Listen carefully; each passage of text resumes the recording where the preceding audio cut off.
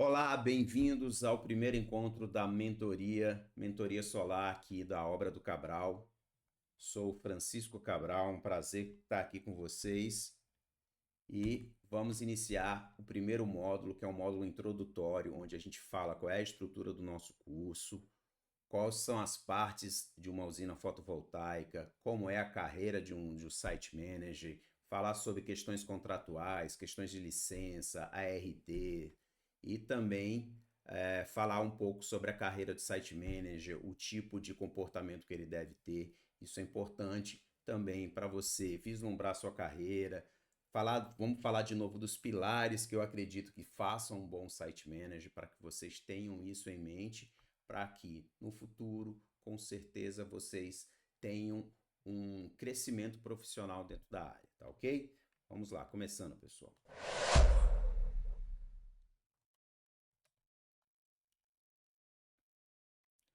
Pessoal, vocês estão vendo aí a tela, né?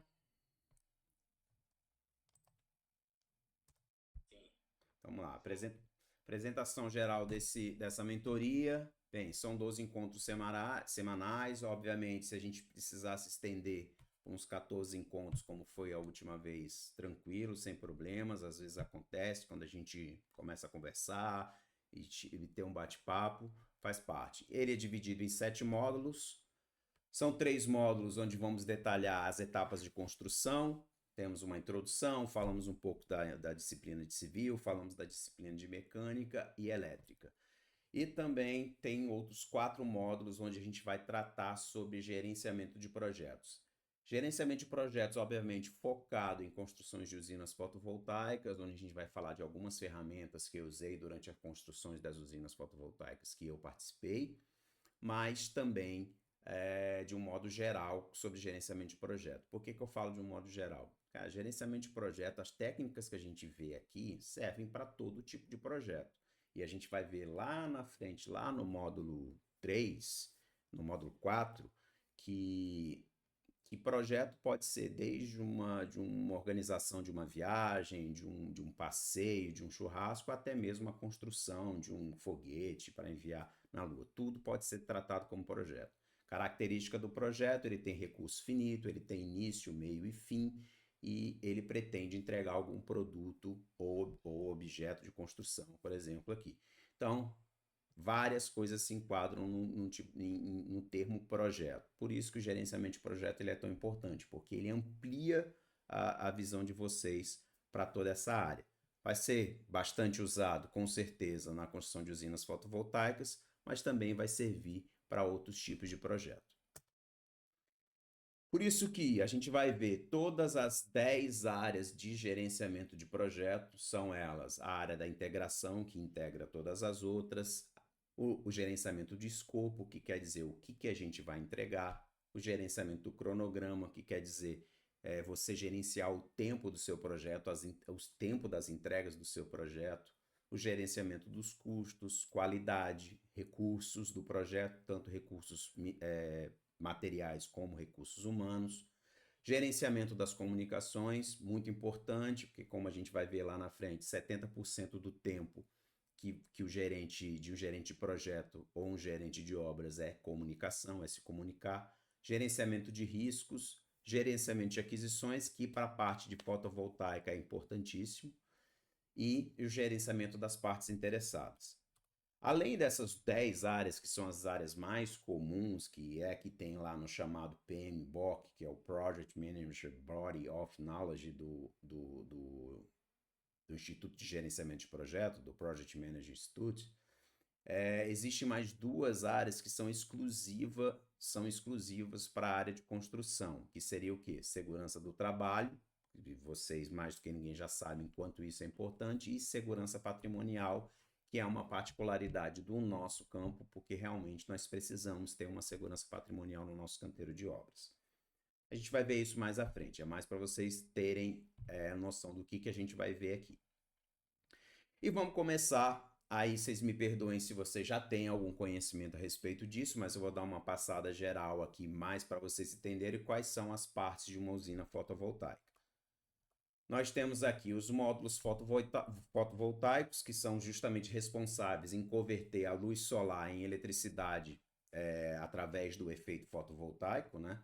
Eles são compostos de células solares de um semicondutor, que hoje, acho que quase exclusivamente na nossa área, é o silício, até porque o silício, para quem não sabe, é a mesma composição da areia. Então ele é muito comum e acaba sendo barato, obviamente passa por processos industriais específicos, mas ele é abundante na Terra, né? E ele gera uma coisa importante, como vocês devem saber, ele gera essa corrente, ele gera essa eletricidade em corrente contínua quando exposto à luz solar, tá? Vocês devem saber também que um conjunto de módulos ligados em série formam uma string, né? Então, isso é um termo que a gente vai ouvir muito. Depois dos módulos fotovoltaicos, nós temos as estruturas fotovoltaicas, que são os que apoiam os módulos fotovoltaicos em suas posições. Eles podem ser construídos tanto nos telhados como em solo, né? A gente vai tratar muito mais aqui de usinas de solo, né? Acredito que vocês já devam ter trabalhado nas duas. Geralmente a pessoa começa trabalhando de telhado e depois vai para o solo. E são estruturas projetadas para maximizar a exposição solar e, obviamente, resistir às intempéries, vento, chuva e, em alguns lugares, aí até neve, tá? Elas são de dois tipos, tendo o tipo móvel e tendo o tipo fixa. Fixa, como o nome diz, ela fica parada recebendo a luz solar. No nosso caso, no Brasil, ela fica direcionada, olhando para o norte, porque é a maior exposição de raios solares, né? Porque quando a gente está abaixo da linha do Equador, a gente olha para o norte para justamente ter a maior exposição aos raios solares durante o ano todo.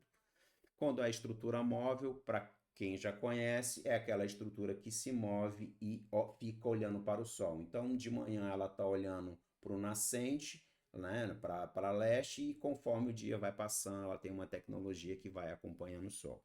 Com isso, ela chega a eu vi um número, talvez o Caio até consiga confirmar para mim, que é de 30% a mais de geração. E a maioria deles também é bifacial e acaba também tendo uma incidência pela luz difusa, né? Os inversores, como a gente falou lá no comecinho, o módulo fotovoltaico, ele gera correntes contínuas, né? Que é uma corrente numa unidirecional contínua. Isso é uma característica do módulo e depois a gente vai até explicar como é que isso funciona. Mas a nossa energia, ela é consumida em corrente alternada. Então nós precisamos de um equipamento que transforme corrente contínua em corrente alternada é, na frequência que a gente usa, que é 60 Hz aqui no Brasil. Então, o equipamento que faz esse tipo de transformação são os inversores, né? Os inversores de corrente. Ele transforma corrente contínua, que são gerados no modo fotovoltaico, em corrente alternada. Esses inversores têm, por cada dia mais melhorado o nível de tecnologia, as potências deles têm aumentado e assim eu consigo instalar menos inversores numa mesma usina. E eu coloco mais strings ou mais módulos ligados no mesmo inversor. Vantagens e desvantagens disso. Você economiza na quantidade de inversores. Fato. Um inversor desse é caro, parece que custa mais de 150 mil reais, um inversor desse aí de 300 watts. Então, você instala menos equipamentos desse com uma mesma quantidade de módulos numa usina, gerando a mesma potência. É uma vantagem. Logicamente, existem outras desvantagens, porque se um inversor desse tem algum problema, você perde muito mais módulos, né? Então, você tem que meio que fazer essa análise de viabilidade, se compensa colocar cada vez mais inversores de maior potência carregando, carregando maior parte da usina. Então, faz parte disso. Lembrando também que conforme você vai aumentando a potência para transmitir essa energia em baixa tensão, né, em corrente alternada de baixa tensão, você vai precisar de cabos de bitolas maiores. Cabos de bitolas maiores, mais dificuldade de aquisição e mais dificuldade de instalação.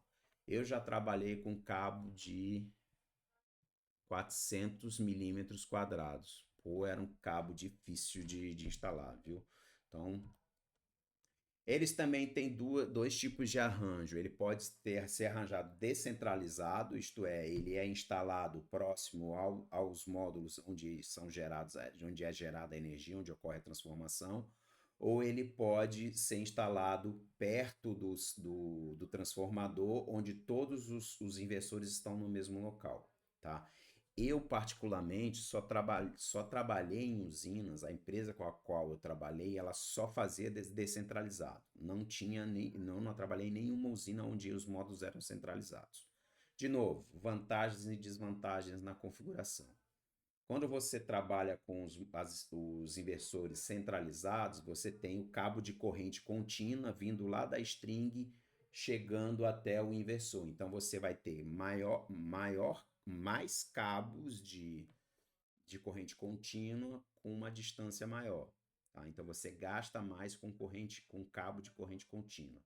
Existem maneiras de você gastar menos com isso. Você faz o que eles chamam de combine box, onde você pega vários cabos de corrente contínua, concentram num combiner box e sai um cabo de bitola maior de corrente contínua, trazendo para o inversor que está ali próximo do transformador. De novo, vantagens e desvantagens. Quando você tem uma configuração descentralizada, você gasta mais em cabo de corrente alternada de baixa potência e gasta menos com com cabo de corrente contínua.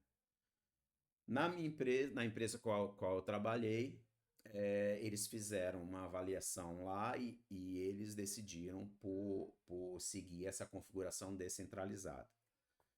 A configuração centralizada também tem a vantagem de operação e manutenção, porque todos os inversores estão no mesmo local. Então, quando tem algum problema, o cara vai lá e mexe no mesmo. Tudo está perto no mesmo local, como é essa foto aí na parte de baixo. Por outro lado, quando é descentralizado, o operador tem que sair andando, tem aquela dificuldade de fazer aquela rotina de inspeção, enfim. Acaba que toda a configuração tem suas vantagens e desvantagens, depende muito do que sua empresa faz. E existem também os transformadores, porque quando o inversor gera corrente alternada, ele gera em baixa potência, né? Então, em baixa tensão. Então, a gente precisa elevar a tensão para conseguir transmitir e conectar na rede da distribuidora. Geralmente é em média tensão. Então, precisa elevar de baixa tensão para média tensão. Ele pode ser a seco, como é esse da foto aí, ou pode ser a óleo. Eu, particularmente, trabalhei com muitos transformadores a seco. Vantagens, acredito que a manutenção é melhor, né? Não tem a questão do óleo, você não precisa fazer uma bacia de contenção de óleo, caso esse óleo derrame, né? Numa explosão, um superaquecimento. Tem toda a questão, o óleo, ele tem que ser um óleo tratado, ele não pode ter impureza, então se entra algum tipo de umidade no transformador a óleo, o transformador ele pode explodir. Então tem todos esses perigos, ele tem uma carcaça justamente para conter essa explosão, enfim. Na maioria, de novo, na maioria das usinas que eu trabalhei, nós usamos o transformador a seco. Ele é mais caro do que o transformador a óleo, mas pelas questões de operação e manutenção, a empresa a qual eu trabalhei preferia usar o transformador a seco. Somente em uma usina a gente usou um transformador a óleo, mas era um transformador, além de ser a óleo, ele era ao tempo. Então, não tinha toda a construção externa. Então, isso também entrou dentro da conta aí. Para vocês terem uma ideia, aqui na foto de cima, vocês estão vendo um chamado PMT. Aqui dentro tem um transformador a seco e tem um painel de média tensão, tá? E aqui do lado é um QGBT, que é um quadro geral de baixa tensão. Essa configuração aqui ela é permitida em algumas distribuidoras, mas não são em todas. Algumas distribuidoras exigem que tenha uma subestação de alvenaria. Então, no caso aqui de baixo, é uma subestação de alvenaria, onde aqui dentro desse prédio tem o transformador, tem a seccionadora, né, de média tensão e tem também o quadro geral de baixa tensão. Então, dependendo da distribuidora onde você está, é permitido uma configuração e aqui é permitido outra. Só por questões de conhecimento, essa distribuidora de cima é a Enel, lá em Campos dos Goytacazes, e essa aqui é de baixo é a CPFL, no interior de São Paulo. E, finalmente, tem a cabine de medição, onde depois que a energia é gerada, transformada em corrente alternada, elevada tensão para média tensão, a energia passa por aqui e é injetada na rede das distribuidoras. E essa cabine de medição, além de ter as proteções, obviamente, porque pode vir algum surto da rua e esse surto não pode entrar na nossa usina, e também nenhum surto da nossa usina pode interferir na rede da distribuidora, então tem uma parte de proteção, mas principalmente tem a parte de medição, que faz aquela compensação do fisco, né, de quanta energia está sendo injetada para ser paga em forma de compensação de energia, né? Ela deve seguir os padrões da distribuidora, isso aqui é muito importante, porque o Caio bem sabe disso, a gente tem que seguir padrões da distribuidora. Para fazer o parecer de acesso, esses padrões das distribuidoras são passíveis de aprovação pela própria distribuidora, e antes da conexão, a gente tem que fazer uma verificação com a distribuidora, ela vai em campo e faz uma vistoria, e você tem que estar seguindo todos os requisitos da distribuidora. Se não estiver, ela reprova e você tem que adequar. Por isso que é importante seguir os padrões. Aqui esses dois padrões, apesar de serem distribuidoras diferentes, são bem parecidos, né? Uma cabine pequena, aí tem um poste, o poste está lá, daí tem uma distância, tem a caixa, o tamanho da caixa, tem a questão de um portão de acesso para o cara da distribuidora entrar quando precisar, sem qualquer interferência. Tem a questão de aterramento, enfim. Cada distribuidora tem suas regras. Quem já trabalhou no Rio sabe que a Light, por exemplo, é muito mais rigorosa. Ela pede equipamentos que são caríssimos e que acaba sendo bem diferente desses padrões aqui da Enel e da CPFL. Módulos fotovoltaicos, gente, para quem não sabe, o efeito fotoelétrico é aquele processo onde a célula solar converte luz solar em eletricidade, né? Esse fenômeno ocorre quando os fótons, né, que são a partícula, a partícula idealizada da luz, atinge uma célula fotovoltaica, transfere energia para os elétrons que existem ali naquele material, um material semicondutor, geralmente de silício, que faz com que essa energia seja absorvida e o elétron saia lá da vai para a banda de valência, e na banda de valência ele consegue ser conduzido, né? Então vamos ver aqui, só por questões de curiosidade, como é que funciona o efeito fotoelétrico. O fóton, ele atinge a célula solar, ele é absorvido pelo material semicondutor, geralmente o silício. Esse fóton, ele excita, ele dá energia ao elétron, fazendo com que o elétron vá para uma banda de energia mais alta. Quando ele faz isso, ele migra de uma posição onde tem mais elétrons para uma posição que tem menos elétrons, onde ele forma um chamado buraco, o buraco dentro de uma célula fotovoltaica, né? Ele cria regiões que tenham menos elétrons. E como é que acontece isso? Por que tem regiões que têm menos elétrons e tem regiões que têm mais elétrons? Na realidade, o silício ele tem esse formato dessa partícula aí, onde ele tem 4 elétrons na banda de valência. Só que o que acontece? O fabricante ele faz 2 tipos de células de silício. Ele pega o silício e contamina com boro, ou eles chamam de dopar com boro, porque o boro ele tem menos elétrons na cadeia de valência, e pega uma outra parte da célula e dopa com fósforo, que tem mais um elétron na banda de valência. Então o que acontece? Vão ter células que têm menos e vão ter células que têm mais por causa dessa dopagem com boro e fósforo. Então, você cria buracos artificialmente dentro da célula. Então, quando o fóton atinge aquele elétron, ele pula, criando buracos, deixando sempre um buraco. Tem elétrons sobrando pelo fósforo e tem elétrons faltando pelo boro. Então, você cria uma mistura que eles chamam de elétrons, de placas de silício P e placas de silício N. O P é de positivo e o N é de negativo, tá? Então, positivo é os que têm o boro e negativo é os que têm o fósforo.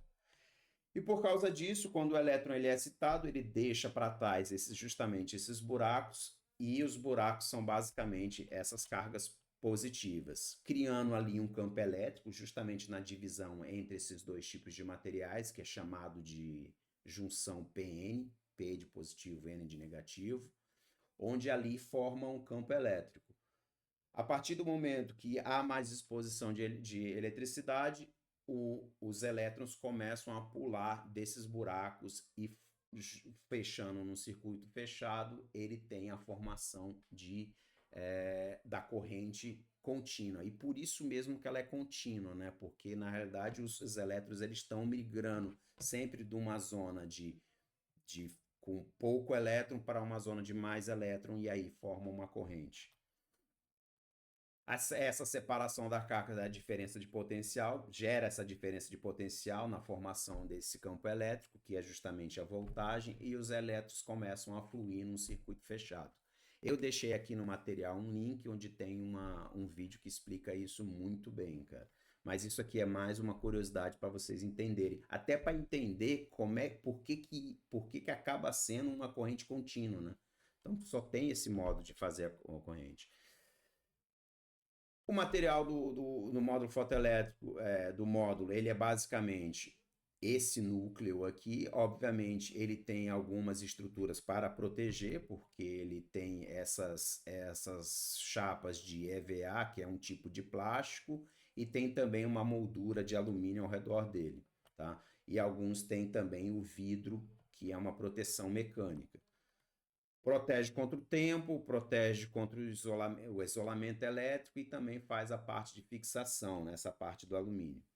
Existem normas que faz com que esse módulo tenha uma resistência mínima, mas obviamente ele também é frágil. Ele não dá para ficar pulando em cima dele.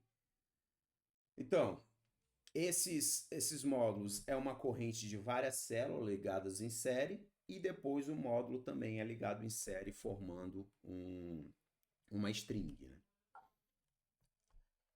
Geralmente, em usinas de solo, são usados módulos mais modernos de 144 células, né? Em módulos de residência são usados 60 células, 72 células, e essas são mais ou menos as potências. Hoje em dia, o que está se inventando de módulo é justamente no aumento dessa potência. Eu acredito que hoje em dia já esteja chegando em 600 watts, watt pico, tá? Lembrando que eles são frágeis, não é para ficar subindo, não é para ficar pisando em cima dele, não caminhar e nem apoiar objetos. Isso é importante, gente, porque há perdas e já ocorreu obra minha de eu estar correndo atrás de módulo para conseguir completar ela. E detalhe, né? Tem que ser um módulo do mesmo tipo, porque se você contamina com um módulo de outro tipo, dá problema não funciona direito, né? Porque ele restringe a formação de energia. Então, vamos aqui. O módulo fotovoltaico, geralmente, ele é referendado como pela potência no pico, tá? Então, geralmente, não, existem módulos de 500 watt pico. Esse watt pico, ele é obtido através de uma medida padrão. Então, existe o STC, que é o Standard Test Condition, que quais são as condições desse teste? É uma irradiância de 1000 watts por metro quadrado, numa temperatura controlada de 25 graus, onde a massa de ar tá mantida em 1,5, tá? Densidade, no caso aqui. Após a fabricação, ele realiza todos os testes, existem normas internacionais para esses testes, né, para cumprir os parâmetros, inclusive parâmetros de resistência e segurança, tá? Obviamente, essa potência ela é colocada no datasheet para esse teste padrão, mas ele também varia com irradiância, né? Conforme esse 1000 muda para 700 ou muda para 1200, muda a potência gerada. Mas a gente tem a condição padrão. E também, conforme aumenta a temperatura, vai diminuindo a potência que é gerada, tá bom? Até o espectro do Sol, que é a cor da luz, faz com que isso mude. Existem outros tipos de padrões, mas esses padrões não são usados no Brasil, são mais usados nos Estados Unidos, que são esses dois aí. Uma característica do módulo fotovoltaico é justamente a curva IV, inclusive é um dos testes que é realizado lá no comissionamento a quente. Quais são os parâmetros que são importantes aqui? É a corrente de curto-circuito, que é a corrente que quando você coloca o amperímetro ali ligado no módulo, ele dá a corrente de curto-circuito. Tem também a voltagem de um circuito aberto, do mesmo jeito quando você coloca o voltímetro ali no módulo, sem estar instalado. E, obviamente, você tem uma curva de corrente tensão e tem uma curva de potência tensão. Nesse ponto onde as curvas se cruzam é justamente o ponto de máxima potência, que do ponto de máxima potência você tem a corrente de máxima potência e a voltagem de máxima potência. Essa potência no ponto de máxima potência é justamente o que é usado para referendar o módulo, né? Aquele 500 watt pico é justamente a potência no ponto ótimo dela.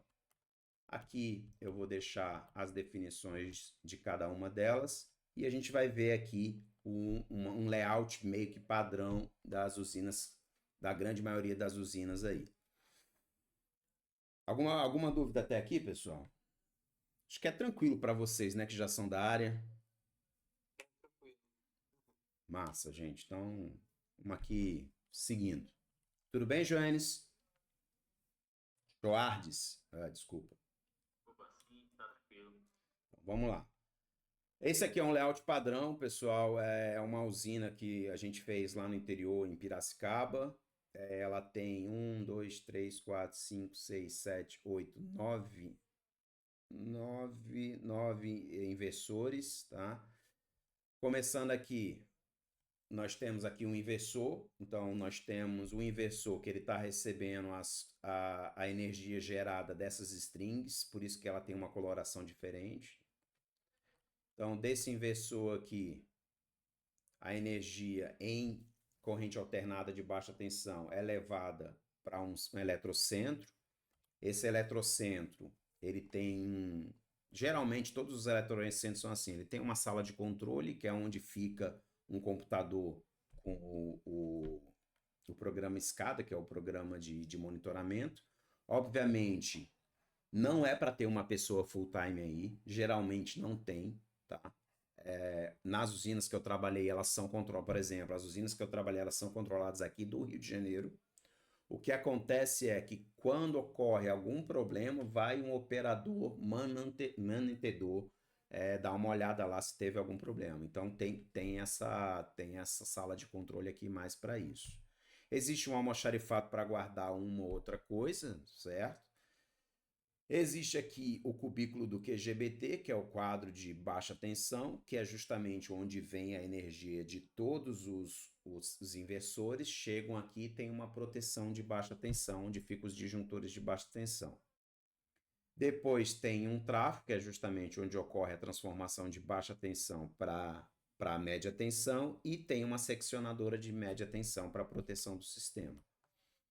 Dando aqui um zoom nessa área, que é justamente a área do QGBT e o transformador, dá para ver aqui, no caso dessa usina, foi usado cabos para fazer justamente a ligação entre o QGBT e o transformador. Aí, qual é diferenças que tem aqui? Eu já trabalhei em usinas que tinha o cabeamento estruturado, né? Que tinha não é nem o cabeamento isolado, aquele barramento isolado, e no caso aqui é por cabo. A empresa a qual eu trabalhei, ela teve muitos problemas com barramento isolado. Por isso que ela parou de usar. Estava tendo muito superaquecimento, e já teve alguns casos de derretimento. Então ela parou de usar o barramento isolado e está usando só cabo isolado para transmissão, para ligação entre o QGBT e o transformador. Vantagens, eu acho que tem essa questão do aquecimento, né? É mais controlado, porque está mais distribuído, né? Não é um barramento de cobre onde toda a energia está passando ali. Aqui você está mais distribuído. Então, se pode haver algum problema de aquecimento, pode, mas pode acontecer só num cabo, então você tem uma prevenção maior. Ok, é um argumento.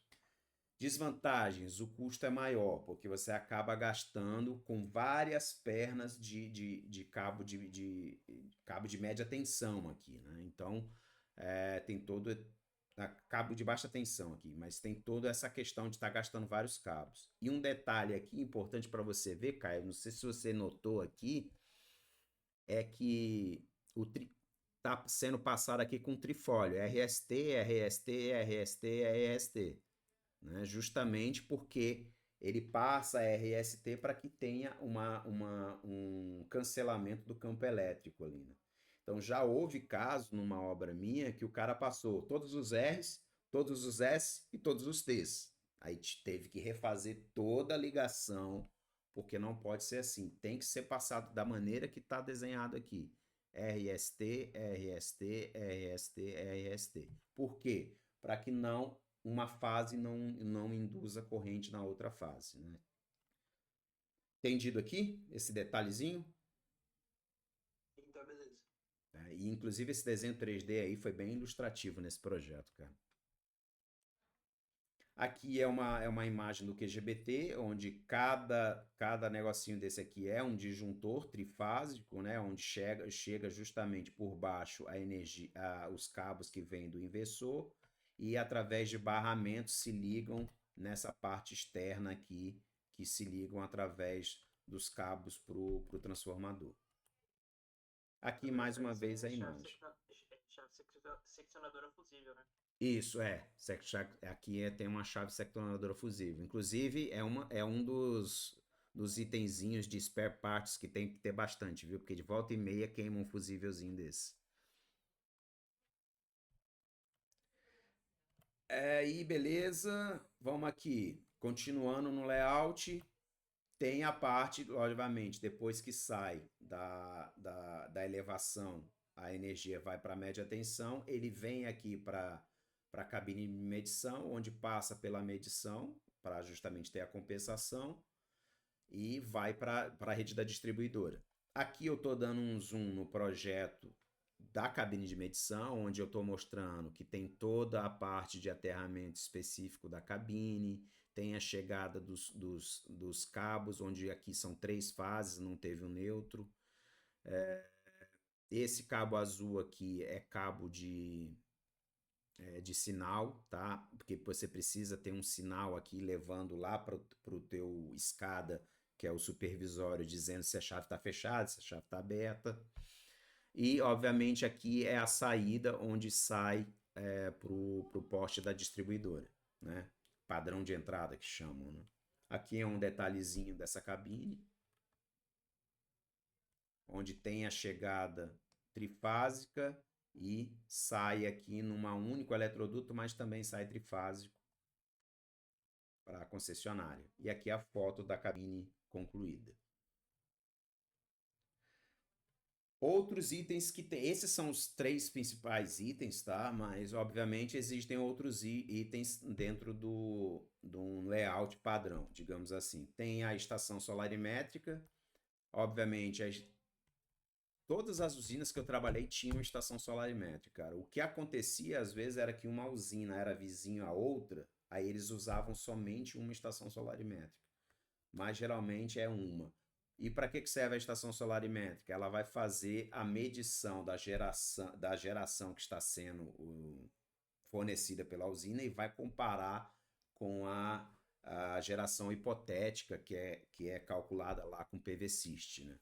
Então, isso é importante. Tem um medidor de radiação que fica rodando junto com o tracker, tem um medidor de radiação que fica aqui, tem uma medição de temperatura, tem medição também de velocidade de vento. Enfim, isso é usado. Desculpa. Isso é usado lá na frente para verificar se a usina está gerando conforme ela foi projetada. Tem também a chamada NCU. A NCU é o equipamento da fabricante do tracker que faz a comunicação com todos os trackers. Então, ele faz uma comunicação através de frequência, né, de ondas de rádio, não sei se é rádio, onde ele faz com que o tracker gire, né, conforme esse equipamento aqui é que ele é responsável em comunicar. Cada tracker tem um equipamento chamado TCU e ele recebe informações da NCU para fazer o chamado traqueamento e ir girando aos poucos. Aqui está a foto de uma da Soltrack, da Suntrack, e tem a chamada RSU, que é um equipamento chamado de Remote Sensory Unit, que ele é mais responsável pelo quê? Pela proteção do tracker. No topo dele, não dá para ver nessa foto, mas no topo dele tem um chamado anemômetro, que ele pode ser aquele que parece um catavento, ou pode ser um que é chamado de ultrassônico, que ele basicamente mede a velocidade do vento. O que é o catavento só mede a velocidade do vento, o ultrassônico ele tem capacidade de medir a velocidade do vento e a direção. E para que acontece isso? Quando tiver um vento muito forte, ele faz com que os trackers vão para uma posição de defesa e que o risco desse tracker quebrar com esse vento forte seja menor, tá? Então, ele serve basicamente para isso. Ele recebe a informação do vento, se o vento ultrapassa um certo limite, ele se comunica com a NCU através de rádio, ou pode ser de cabo também, dependendo da configuração, e ele faz com que a NCU comande todos os trackers para ir para uma posição de defesa. Essa posição de defesa depende de cada fabricante. Tem alguns fabricantes que apoiam que a posição de defesa é virado para o vento, e tem alguns fabricantes que colocam a posição de defesa no zero. Depende de cada fabricante. Vamos falar um pouco de gestão contratual. Assim, quais são os tipos de contrato que eu vi sendo tratado na construção? Eu já trabalhei por contratos por administração, onde eles pagavam os custos fixos e me davam um percentual desse custo fixo. Então, era bom, porque eu tinha sempre caixa positivo, mas era raro isso acontecer. Isso só aconteceu porque a minha empresa tinha uma relação com a empresa dona e conseguiu esse tipo de concessão. Geralmente, a contratação é feita por uma empreitada global. Aí eu vou colocar essa empreitada global entre aspas, tá? Porque a gente tem que ter cuidado com isso por causa da questão do regime de impostos. A legislação, ela entende por empreitada global você pegar o material, fazer o que tem que fazer com ele e entregar através de mão de obra, né? Então você pega material, inclui com mão de obra e transforma isso num bem e vende esse bem. A empreitada global, ela diz que todos os materiais têm que estar envolvidos no contrato. E toda a mão de obra tem que estar envolvida nesse contrato. Só que uma particularidade que tem no nosso ramo é que 70% do preço da usina é comprado pelo dono, né? O dono, por exemplo, uma Raizen da vida, uma RGD da vida, uma MTR, enfim. Eles compram os equipamentos e entregam na sua mão para você instalar. Então, em tese, tem alguns contadores que entendem isso não como uma empreitada global, mas sim como uma empreitada parcial, porque nem todos os materiais estão na sua mão. Mas outros entendem sim como uma empreitada global, porque você está sendo contratado dentro do escopo de sua contratação, todos os materiais são seus. Isso é importante por quê? Porque dependendo de uma interpretação ou outra, o seu imposto de lucro presumido cai de 32% para 8%, tá? Então, são dois impostos, né?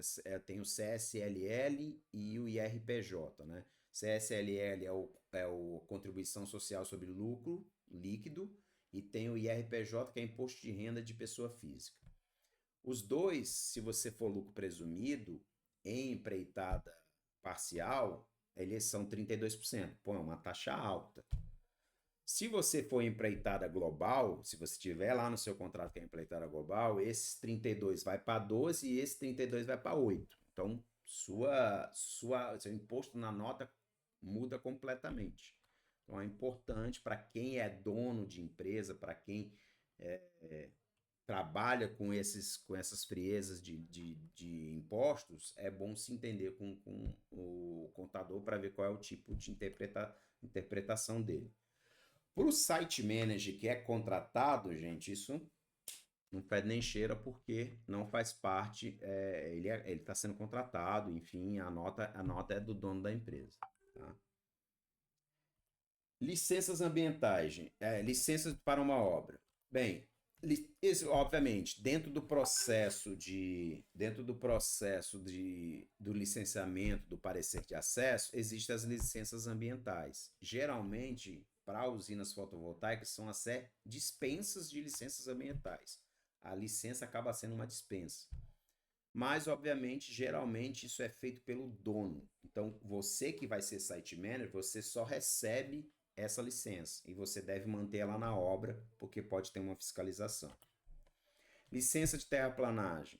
Licença de terraplanagem não são todas as prefeituras que têm, tá? Então, tem que saber se no local onde você for fazer uma obra, se tem uma licença de terraplanagem. Se tiver, cuidado. Teve obras que eu terminei a obra e a licença de terraplanagem não saiu. Então, cuidado. E tem o alvará de obras, mesma coisa. O alvará de obras é uma licença da prefeitura. Geralmente a licença de terraplanagem também é da prefeitura. Alvará de obra, tudo quanto é obra tem alvará. Só que cada prefeitura tem sua regra. E o que acontece muito, e aconteceu muito comigo, é que as prefeituras estão preparadas para uma obra de casa, edifício, hospital, mas não estão preparadas para ter uma obra de usina fotovoltaica. Já teve casos que eu fui numa prefeitura e o cara foi claro, olha, eu não tenho nem legislação para aprovar isso. E ficou naquilo de aprovarem a legislação para depois de aprovar a legislação fazerem o alvará de obra. Então, muito cuidado com isso, peçam apoio ao escritório de como tratar, obviamente, de como tratar essa licença. Obviamente, chegou na cidade, vai contactar a prefeitura para saber como funciona, para fazer o certo, principalmente para iniciar o processo. Se vai sair ou não, vai depender muito de cada prefeitura. Mas iniciem o processo, para pelo menos se houver alguma fiscalização, você está dizendo, olha, eu iniciei o processo. Tem a licença do Corpo de Bombeiros, aí o ponto de atenção aqui licença do Corpo de Bombeiros, você tem que ter aquele projeto, e tem dois tipos de licença do Corpo de Bombeiros, tem o AVCB e o CLCB. O CLCB ele é mais simplificado, e é o que geralmente eu corri atrás de ter. Ele tem um prazo de validade menor, 1 ano, mas ele é bem mais fácil de aquisição. O que tem mudado ultimamente? Os corpos de bombeiro, eles têm aprovado instruções técnicas específicas para usina fotovoltaica. Aí, Caio, você que está na parte muito mais de projeto, cara, em São Paulo, eles estavam aprovando uma IT que era, cara, que queria um corredor de 6 metros entre cada string, que as strings tinham que ter tamanho máximo de 50 por 50. Então, tipo, tirava um monte de área produtiva dentro de uma usina. E eles estavam atrás de aprovar isso. Não sei se aprovaram, tá? As últimas licenças que eu tive, que eu consegui fazer, eles eles colocaram isso na recusa da licença e a gente estava tentando rebater isso. Então, muita atenção nos estados que tem IT, né, que é a Instrução Técnica do Bombeiro, publicada falando sobre usina fotovoltaica. Porque o jeito que eles estavam fazendo estava até inviabilizando um pouco, estava comprometendo o layout de uma usina. Porque para você ter uma ideia, eles estavam pedindo quadras de 50 por 50. Um tracker, geralmente ele tem 70 metros, ele por si só já é maior do que 50 por 50, tá? E outra interpretação também era, tipo, a quantidade de extintores. Teve usina que eu aprovei que tinha um extintor para cada inversor e 3 extintores ali na cabine de entrada. Na cabine de entrada, não, no eletrocentro. Foi aprovado. Só que tinha interpretações de alguns bombeiros que tinha que ter extintores a cada 30 metros em toda a usina. Isso dava muito mais extintores. Extintor de CO2 é caro, mas extintor de pó químico é barato. Então a gente tentava sempre jogar para extintor de pó químico, porque é muito mais barato, tipo, é da ordem de R$ 150, e o extintor de CO2 é da ordem de R$ 600 a R$ 800. Então, cuidado com essa parte de licença do Corpo de Bombeiros, tá? Obviamente, essa licença do Corpo de Bombeiros tem que estar pronta na operação. E, obviamente, tem a anotação da responsabilidade técnica, que é a RT, né? Que ela pode ser uma RT individual, de coautoria, corresponsável à equipe. No nosso caso, tá? Seguindo o que diz o CONFEA, a RT de usina, ela tem que ser de equipe, porque ela tem que ter as 3 disciplinas. Ela tem que ter uma disciplina principal, que é a elétrica. Ele faz lá a RT da elétrica, porque o engenheiro eletricista é o único que pode assinar por geração. E vinculada a essa RT, são geradas outras 2 ARTs de equipe, que é a RT de civil e a RT de mecânica, tá? E aí sim englobava uma RT conjunta para uma usina fotovoltaica. Sendo bem sincero, nas minhas a gente fazia com 2 RTs. A gente fazia uma RT de elétrica e eu fazia uma RT de civil, tá? A gente nem corria atrás da RT de mecânica, porque em tese a responsabilidade pelo equipamento é da própria fabricante do equipamento, tá?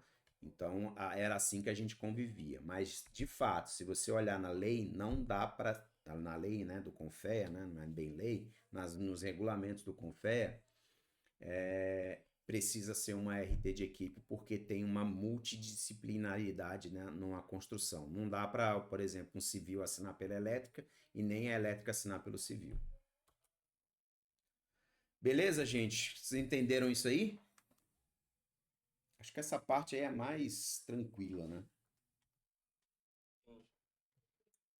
Tem essas pegadinhas, gente, mas assim, se vocês tiverem dúvida com relação a isso, algum dia vocês estiverem lá no campo, pô, me dá um. Eu tô aqui à disposição, tá? De qualquer dúvida que vocês tenham no campo.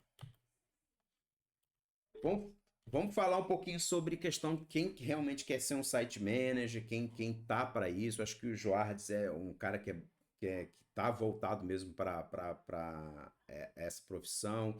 O Caio tem a visão realmente de projeto e vai viver a visão de site manager, obviamente, como uma construção própria, que foi como você me falou. Primeira coisa que a gente tem que entender aqui é aquilo que eu falo lá no workshop, que é a questão do estado de consciência, né? Que é aquilo que você está vindo buscar aqui. Todos nós, como ser humano, quando a gente chega ao mundo, a gente tem aquela visão de ambiente, né? Que é o quê? Quando a gente é criança, a gente só quer o quê? Comer, beber e fazer as nossas necessidades. E é isso que a gente começa como ser humano com as nossas necessidades básicas. Obviamente, depois de um tempo, a gente cria comportamentos e esses comportamentos fazem com que a gente evolua como ser humano e depois a gente começa a trabalhar nossas capacidades, que seriam o que? Adquirir conhecimento técnico. Só que isso entra na barreira que digamos, a gente chegou na metade da nossa pirâmide evolutiva. No sentido que eu quero dizer, você também passa a criar, você precisa criar como um ser humano as nossas crenças e os nossos valores. E depois que você cria as suas crenças, os seus valores como pessoa, aí sim você vai criar uma identidade do que você quer ser na sua vida. Então, por isso, por que eu trago essa lição aqui? Porque eu acredito que quando a gente realmente tem uma visão do que quer ser, do que a gente quer para a nossa vida, a gente consegue focar nossas energias mais fortemente naquilo. E por que eu trago isso aqui importante? Porque capacidade, gente, eu gosto de trazer isso aqui porque isso foi um choque para mim, porque eu que venho de uma formação técnica muito rigorosa, eu me formei numa universidade militar, a melhor do país, que é o Instituto Militar de Engenharia, eu tinha aquela visão de, porra, tô pronto pro mundo. E na realidade a gente não tá. Tá? Eu acho que depois das capacidades, na realidade, quando a gente chega na capacidade técnica, a gente está na metade do caminho da nossa vida. Então a gente precisa trabalhar nossas crenças, principalmente nossos valores, que aí eu digo que é cabeça, que é estado de consciência, que é você entender as suas limitações e trabalhar elas, e aí você consegue superar um caminho a mais dessa pirâmide de evolução. E isso é importante porque, gente, por mais capacidade técnica que você tenha, você vai ver que o mundo lá fora, às vezes você vê um cara que, pô, que não tem metade da sua capacidade técnica, mas consegue muito mais coisas do que você, e isso é normal, faz parte. Por quê? Porque às vezes ele tem uma visão de inteligência emocional que a gente não tem, e isso faltava, por exemplo, para mim. Eu tinha uma visão muito limitada por ter conhecimento técnico, aquelas crenças limitantes de não vai conseguir, não vai dar certo, acabava sendo muito pessimista, e isso fazia com que o quê? Isso atrapalhava a minha carreira como um todo. Por isso que foi importante na minha vida, para mim fez muito sentido, eu mudar essa minha cabeça, por isso que eu coloco essa mentoria como algo tão importante para o profissional, porque aqui você tem que entender que você tem que mudar o seu comportamento. Não é só capacidade técnica. Capacidade técnica é sim importante, mas inteligência emocional é muito importante também. Então, estejam abertos nesse sentido e quem quiser aqui ser realmente um site manager, aproveite isso para não só ter capacidade técnica, mas também para melhorar como pessoa. E aí vem as outras níveis de pirâmide, que é o quê? Identidade. O que quer dizer identidade? Você se identificar como um gerente de obras, você se identificar como um site manager. A partir do momento que você colocar para si que você é um site manager, que pode ser hoje, não precisa você ter todo o conhecimento que vai ter daqui para frente, obviamente ele vai ajudar, vai agregar, mas principalmente você se colocar como site manager a partir de hoje é fundamental para você ter um sucesso nesse tipo de carreira, tá ok? Acho que é esse o recado que eu quero trazer nesse slide. E, obviamente, agregado a isso, você precisa ter foco, né, que é foco no que a gente está aprendendo aqui, e mentalidade blindada no sentido de não deixar nada te atrapalhar, não deixar, se eu estou falando aqui alguma coisa que você não está entendendo, se vem alguma vozinha na sua cabeça dizendo que você não vai ser capaz de conduzir uma obra com 70 pessoas, com 6 meses, mente, blinde sua mente para isso, tenha confiança, volta lá para aquela parte de crenças e valores e acredite que você quer ser uma liderança nesse mercado. E tem um plano de ação. Eu acredito assim, o primeiro passo para esse plano de ação é justamente o que está acontecendo aqui, é vocês estarem procurando uma mentoria onde vocês vão ter o conhecimento técnico, onde vocês vão ter ferramentas, onde vocês vão ter um profissional que já errou, que já acertou, para te auxiliar na sua jornada. Mas tem um plano de ação. Eu acredito que o Caio, que tem vontade de empreender na construção, tem um plano de ação que é fora da mentoria. Se especializar mais, como fez uma mentoria com José Neto, né? Você falou? Então, é exatamente isso. Então, tem um plano de ação, tem um plano de ação para sua carreira. Não é só a mentoria ela ajuda muito, mas precisa, por exemplo, você precisa ter essa questão de trabalhar suas crenças, se você ainda duvida de si, trabalhar isso que é o que chamam de crença limitante. Então, tenha um plano de ação. E no que eu puder ajudar com relação a isso, eu vou ajudar. Mude o seu pensamento, gente. Mudar o pensamento é entender o que você quer ser aqui. Se você quer ser um site manager, vamos trabalhar para você ser um site manager, para você atingir o seu objetivo de ser um site manager. Por isso, gente, é fundamental participar. Participar do quê? Tira dúvida, gente. Eu estou aqui para responder tudo. Uma coisa que eu aprendi no Exército. Se eu sei, digo que sei. Se eu não sei, digo que não sei. Eu peço um tempo para colher maiores informações e trago a resposta para você. Enfim, mas perguntem. Se tiver dúvida, pergunta, sejam participativos, que eu acho que aqui a gente tem muito que trocar também. Obviamente, eu já passei por muitas coisas, eu já fui calculista de estruturas metálicas, de plataformas de petróleo, de usinas de refinaria, já fiz muita refinaria. Depois eu fui trabalhar em termoelétrica, depois eu construí várias termoelétricas, estou construindo uma agora. Depois trabalhei com energia fotovoltaica.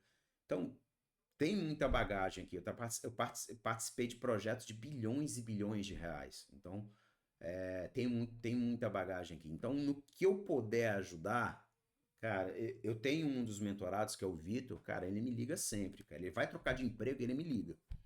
Ó, tá surgindo emprego tal, o que que você acha? Aí eu pergunto, pra onde é que você vai? Pra onde é que você não vai? Qual é o nome da empresa? Então, tenham ciência disso e usem isso, que eu acho que isso é uma das coisas que a mentoria traz, que é muito importante.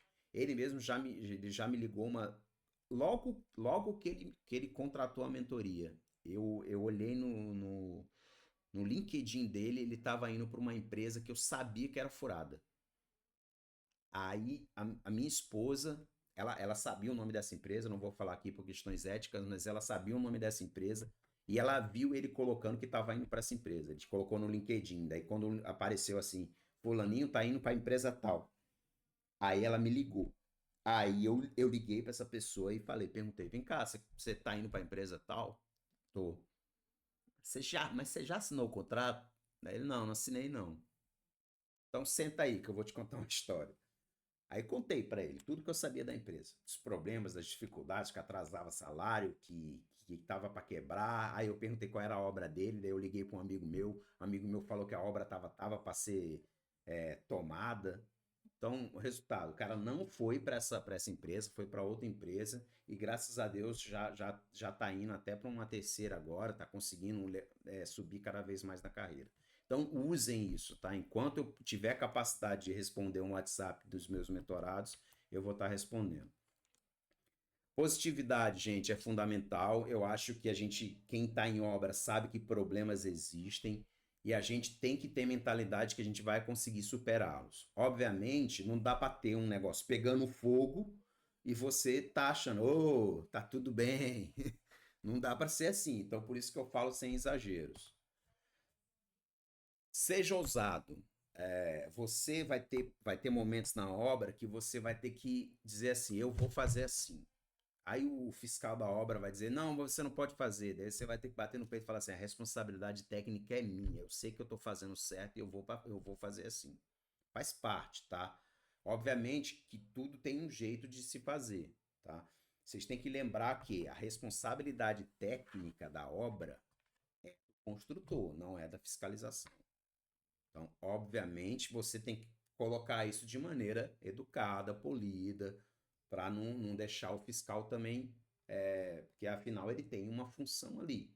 Mas você tem que ser ousado também nesse sentido. Tem que ser ousado em quais sentidos também? De arriscar uma tentativa, obviamente, correr riscos controlados. E a capacidade técnica, o conhecimento técnico vai te levar a cada vez mais saber o caminho onde você pode colocar o pé, tá? Então, seja ousado, mas obviamente seja responsável também.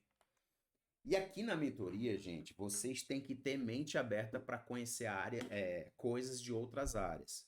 Quem é de civil vai conhecer coisa de elétrica, quem é de elétrica vai conhecer coisa de civil, vai conhecer coisa de mecânica e principalmente vocês todos vão conhecer sobre gerenciamento de projetos. Gerenciamento de projetos, gente, para você ter uma ideia, eu falei aqui que eu estudei na melhor universidade do país. Realmente, o IME é considerada a melhor universidade de engenharia civil no país, mas os melhores na época que eu entrei, ela foi eleita pela ENAD a melhor, e depois, até hoje, acho que continua sendo a melhor.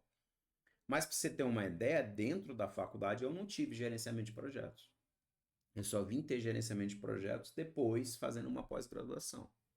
Então, por si só, vocês estarem aprendendo gerenciamento de projetos fora da faculdade, pô, antes de entrar num meio, já é ótimo para vocês. E eu digo para vocês, gerenciamento de projetos ajuda muito, muito. Eu uso em tudo. Eu uso na minha vida pessoal. Eu uso para fazer um churrasco. Eu uso para coordenar uma viagem. Então, assim, tenham mente aberta para vocês aprenderem outras áreas. E eu digo mente aberta para aprender outras disciplinas, porque, por exemplo, eu sou engenheiro civil. Eu até brinco que eu não acredito nem em elétron, né? Nunca vi, então nem acredito. Mas, assim, obviamente, a gente vai aprender aqui de outras horas, mas no nível gerencial, né, gente? Você não precisa se formar em outra universidade.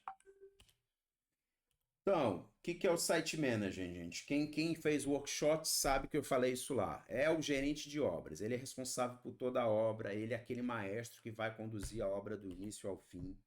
Tá? Ele é a referência de liderança para os seus funcionários. Então, quem vai estar na frente do campo, ele vai ser um líder. Então, ele geralmente ele tem a firmeza daquele líder autocrata de dizer que tem que ser feito, mas também tem que dar aquele exemplo, desde as coisas mais simples, de comer a mesma comida, de dividir as mesmas dificuldades, até no nível de assumir as responsabilidades de ser um líder na frente daquilo.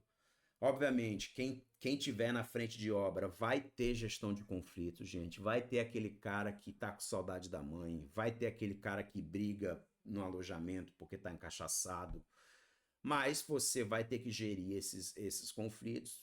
Obviamente, vai ter que ser ético nesse sentido e, de preferência, vai ter que ser justo, né? Vai ter que ser essa sensação de justiça. Então, eu já tive que demitir funcionário porque eu disse, cara, se você fizer isso, você vai ser demitido. E ele fez, era um puta de um funcionário, mas ele fez e eu tive que demitir, eu tive que ser justo, tive que ser ético também com a firmeza das minhas palavras. Por vezes você deve assinar como responsável técnico da execução da obra, então cuidado com isso. Obviamente, quando você assina a responsabilidade técnica, você cria um vínculo com a responsabilidade legal e civil, tá? Então, vocês sabem disso. As principais decisões de uma obra, cara, tem que passar pelo o site manager, tá? Deve passar pelo site manager. Obviamente, você deve saber delegar, né? Se você tem um funcionário que é um de confiança de você, ele sabe o que está fazendo, você pode delegar algumas decisões para eles, mas as principais decisões têm que passar pelo gerente de obras. Ele é responsável por tudo que acontece na obra, gente. Então, poxa, assim, você tá lá, geralmente tem fiscal na obra, tá? Tem um fiscal que é do cliente. Chegar uma informação para o cliente através do fiscal, não chegar por você, é ruim. Agora, chegar uma informação para o cliente pelo fiscal e você não saber disso, aí é muito pior, tá? E a questão ética também, você saber de uma coisa, não informar para o cliente e o fiscal vai lá e informa, gente, é muito ruim isso, não façam isso. Uma coisa, o IME é uma universidade militar, né? Então eu fui militar durante 5 anos. E uma das coisas que eu aprendi no Exército é sempre conte a primeira versão. Então, aconteceu um problema, gente, na obra, conte a primeira versão para o seu cliente. Até porque, quando você conta a segunda versão, pode ser que a primeira versão, que chegou por outros caminhos, tenha um vidro deturpada, você não vai ter controle da informação. Então, Aconteceu um erro na obra, algum problema, pô, vai lá, chega pro cliente, assume o erro. Se for possível, assume a responsabilidade financeira como empresa, obviamente, não como site manager, mas como empresa, porque faz parte, gente. Eu já tive que cravar estaca e tive que arrancar a estaca de tracker porque teve um erro, faz parte. Mas não deixe de contar a primeira versão. E o Site Management, ele é o ponto focal de comunicação com o cliente. Então, todas as informações têm que passar por você. Então, é, coloquem isso também, se você tiver fiscal na obra, coloque isso também para o fiscal. Tente trabalhar junto com ele, para que as informações cheguem, no mínimo, juntas para o seu cliente, tá? E gerente de obras, gerente de projeto, gente, é 70% comunicação. Então, não pequem nisso. É e-mail, é falar com as pessoas, falar com o cliente, principalmente que a gente vai ver aqui as partes interessadas do projeto. Então, falem. Então, você ter uma ideia, quando eu ia mobilizar uma obra, eu ia para o local da obra, eu visitava, eu falava com a vizinhança, eu falava com o dono do boteco que tinha na frente, eu falava com todo mundo, porque é comunicação, gente. Então, tenham isso em mente. Terceiro pilar que eu acredito, né, que a gente precisa ter para ser um bom site manager, primeiro é que ter um conhecimento técnico generalista. O que é conhecimento técnico generalista? É conhecer um pouco de um todo, tá? Obviamente, é um conhecimento geral, mas é um conhecimento gerencial. Você não precisa saber com profundidade das três disciplinas: civil, montagem elétrica, montagem mecânica. Não. O que a gente vai ver aqui, obviamente eu vou passar pelas três disciplinas, mas é assim, você vai saber para não ser enganado, porque obviamente você vai ter um encarregado de civil, vai ter um encarregado de elétrica, um encarregado de mecânica, que ele sim vai estar na frente da obra e ele sim tem a capacidade técnica de cada uma dessas disciplinas. Agora, você não vai poder ser enganado através disso, entendeu? Então, aqui você vai conhecer um pouco de cada visão gerencial para não ser enganado. Obviamente é quase isso, tá? Esses conhecimentos generalistas vão te dar a capacidade para tomar decisões, por vezes decisões mais ousadas ou menos ousadas, frente aos problemas que vão acontecer na obra. Gente, isso é uma coisa que no mercado falta, tá? Tem um amigo meu que está contratando, foi até que eu falei no começo aqui pro Joardes, que ele fala mesmo isso pra mim. Cara, eu tenho muita dificuldade porque o cara só sabe da disciplina dele e esquece do resto. O cara, se é de elétrica, ele fica focado na elétrica, esquece da civil. Ou se o cara é de civil, ele fica focado na civil, esquece da elétrica e aí vai. Então, essa visão generalista vai acabar te dando informações para você tomar decisões, melhores decisões. E, obviamente, você, como um gerente de obras, você tem que ter um pouco de conhecimento administrativo, de departamento pessoal, para que não cometam erros que possam onerar muito a empresa com custos trabalhistas, tá? Isso é sério, tá, gente? Eu já tive obras que teve incidente em obra. Já tive obra que o cara teve um AVC na obra, porque passou a noite tomando droga e foi trabalhar e chegou lá na obra, teve um AVC. Já tive que demitir um cara porque era alcoólatra. Aí, pô, e era o melhor pedreiro que a gente tinha. Aí eu cheguei o gerente chegou pra mim, eu era project manager, né? Eu tava acima dele. Ah, eu tô precisando desse cara, mas ele tá com um problema que ele tá vindo trabalhar com cheiro de álcool. Aí eu falei pra ele, tá, essa é a primeira vez? Não. Então, cara, não tem jeito, ele vai acontecer de novo, porque infelizmente é uma doença. E se ele continuar na obra, ele pode prejudicar, ele pode se acidentar, ele pode causar um acidente de alguém.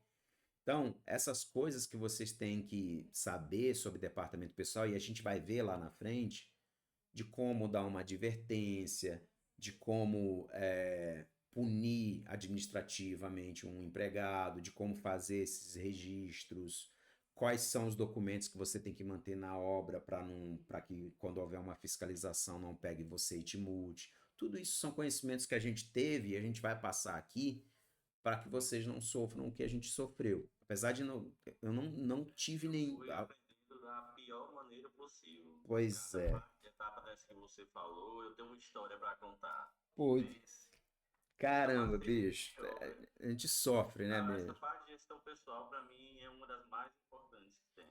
Pô, cara, aqui, ó, eu tive, graças a Deus, eu tive um departamento pessoal. Cara, eu mandava flores pro departamento pessoal. Primeiro que eles conseguiam contratar com 15 dias pra mim. Isso era muito bom. 15 dias o cara botava todo mundo na obra. Então, pô, tratava as meninas do departamento pessoal até hoje, eu conheço elas até hoje, né? Eu tratava elas, pô, benzão, dava presente, porque era. Então, ligava pra ela, ó, fulaninho tá fazendo isso, me faz um modelo de carta pra ele assinar aqui. Ela fazia um modelo de carta, tal. Então, é fundamental você estar perto do departamento pessoal e administrativo. Geralmente, nessas empresas que fazem usinas fotovoltaicas, geralmente é um escritório centralizado que trata disso, tá? Ah, já tive assédio, cara. Já tive assédio. Já tive que demitir um site manager por causa de assédio, cara. Então, pô, muito, muito complicado essas coisas. Então, é bom. Você precisa disso, cara. São coisas que acontece com a gente que não tem quem tire, sabe? Então, a gente vai passar isso para vocês, como aconteceu, como tem os modelos de advertência, quais são os documentos que você deve manter na obra, porque senão dá problema, enfim. Não basta somente conhecimento técnico, cara. Então, os conhecimentos gerenciais, né? O conhecimento gerencial é fundamental. Por isso que não, por isso que mesmo meu melhor site manager que eu tive, que é um cara muito bom que sabia um pouco de elétrica, um pouco de não era completo porque faltava um pouco de gerenciamento, de saber interpretar um cronograma, de entender o que que é um caminho crítico, de saber o que ele está fazendo está gastando mais do que se ele fizesse de outro jeito, enfim. Isso é visão gerencial, gente. Tratativa com um funcionário, passar a visão de liderança, tudo isso, cara, é visão gerencial. Não basta ser só um bom técnico, tem que ter a visão gerencial. Não basta ser um cara de campo que tem o pescoço todo queimado e não fazer um relatório para o seu cliente dizendo que a obra está indo bem. Não basta.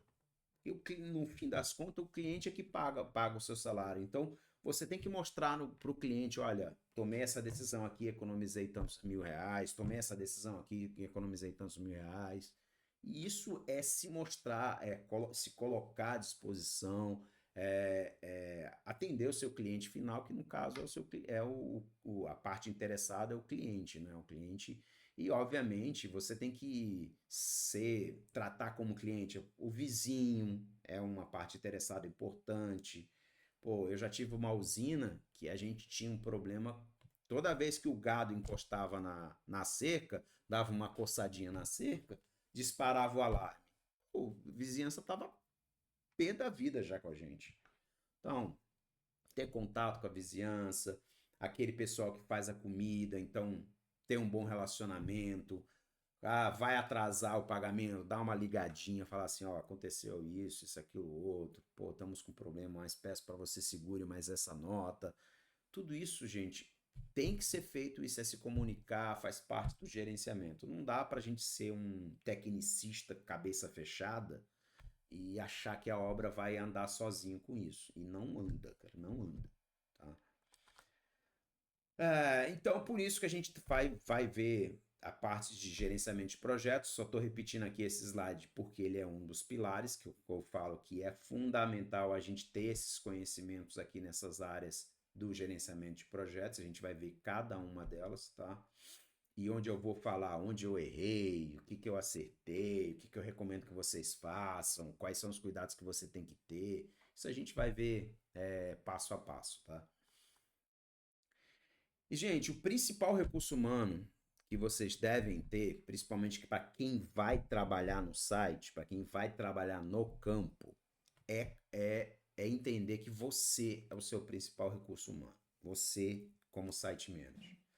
Então, uma das coisas que eu trago para o pessoal que vai ser site manager é que o mercado, geralmente, ele tem contratado site managers como PJ e não como CLT. Por que as empresas acabam fazendo muito isso? Porque o mercado é muito dinâmico. Então, pô, você contrata esse meu amigo, esse mentorado meu mesmo, ele trocou de empresa 3 vezes em 8 meses. Então, acaba que se você contrata como CLT, a empresa acaba tendo muitos gastos, então prefere contratar como PJ. E, obviamente, para você saber se o teu salário PJ equivale a um salário CLT, você precisa ter um nível comparativo. Então, eu fiz uma planilha que faz essa comparação, tá? Eu vou deixar o link para vocês baixarem ela. E tem um vídeo onde mostra como é que funciona esse tipo de contratação. Alguém aqui hoje trabalha como CLT? Ou já estão como PJ? Eu sou PJ, por exemplo. Eu sou CLT. Você é CLT, né? Então, Jones, acho que um dia, se você for ao mercado e você receber uma contratação PJ, você saber assim, pô, será que essa contratação PJ equivale à minha contratação CLT? Essa planilha aqui vai te ajudar, tá? Porque você coloca lá o valor do teu CLT, coloca lá os benefícios que você tem como CLT e ele vai cuspir um valor lá PJ, que você vai ser o mínimo que você vai para a mesa. Abaixo do que isso você não aceita, tá? E o que influencia isso, gente? Primeiro é o tipo de empresa que você abre, tá? Dependendo do tipo de empresa, tem um valor de nota, um valor de imposto que paga mais, ou um valor de imposto que paga menos. Por exemplo, a empresa que eu tenho, ela é lucro presumido. Eu pago da ordem de, acho que 16% de imposto. Se você é uma empresa, por exemplo, um MEI da vida, você paga quase nada de imposto, cara. Acho que paga 60, 70, R$ 80 por mês. Mas o MEI, você só pode receber até R$ 60.000 por ano, que dá mais ou menos R$ 12.000 por mês. Então, geralmente, o site manager ele ganha como PJ mais do que isso. Hoje deve estar chegando nos 23, 20, 22, 25. Alguns ganham 17. Tem uma empresa que acho que me falaram que tem uma empresa no mercado que paga 32, mas essa aí eu só ouvi falar, é igual a caviar. Então, dependendo do regime de tributação, dependendo do valor que você recebe como PJ, você não pode ser MEI, óbvio. Então, você pode ser o quê? Microempresa. Ok, microempresa individual. Mas, não, microempresa individual é o MEI, ou microempresa, na realidade. Então, sendo microempresa, daí você tem lá as faixas. Quem é que vai dizer isso? Se um dia se você receber uma proposta PJ, pô, você vai ter que abrir empresa. Aí você vai chegar para um contador, o contador vai abrir empresa para você. Não entre na aventura de abrir uma empresa sozinho. Ele, ao abrir essa empresa, ele vai dizer, dependendo do valor que você vai receber, da sua proposta, qual é o melhor regime que se enquadra, tá? O meu, devido aos valores que eu recebo, só pode ser lucro presumido. E eu acabo pagando mais imposto por causa disso. Mas também eu ganho mais. Então atenção com o regime de tributação. Terceiro item de quem vai ser PJ na vida. Prolabore e dividendos. Quais são a diferença dos dois?